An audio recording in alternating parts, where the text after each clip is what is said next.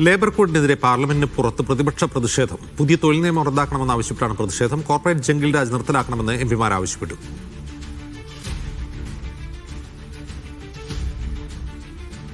Saju Thomas വിവരങ്ങളുമായി ചേരുന്നു. സജു, പ്രതിപക്ഷത്തെ മുഴുവൻ പാർട്ടികളും ഉണ്ടോ പ്രതിഷേധത്തിൽ?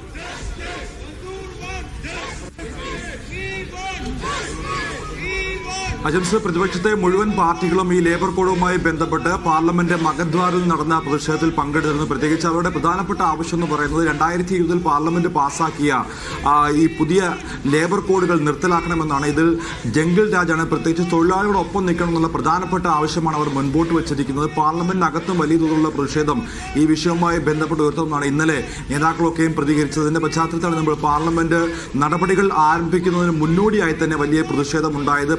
പ്രധാനമായിട്ടും അവർ ആവശ്യപ്പെടുന്നത് പുതിയ ലേബർ കോഡുകളുള്ള 4 കോഡുകൾ അത് പിൻവലിക്കണം. ഇത് തൊഴിലാളി വിരുദ്ധമായിട്ടുള്ള നടപടിയാണ്. തൊഴിലാളി വിരുദ്ധമായിട്ട് മുതലാളിമാരെ സംരക്ഷിക്കാൻ വേണ്ടിയുള്ള ഇത്തരം നടപടികളിൽ നിന്ന് സർക്കാർ പിന്നോട്ട് പോകണം, തൊഴിലാളികളെ സംരക്ഷിക്കണം, അവരുടെ അവകാശങ്ങൾ സംരക്ഷിക്കണം എന്നുള്ള പ്രധാനപ്പെട്ട ആവശ്യങ്ങൾ ഉന്നയിച്ചുകൊണ്ടാണ് ഇതുമായി ബന്ധപ്പെട്ടുള്ള വലിയ പ്രതിഷേധങ്ങൾ ഇപ്പോൾ പാർലമെന്റിന് പുറത്ത് അരങ്ങേറിയത്. അജിംസ്, ശരി.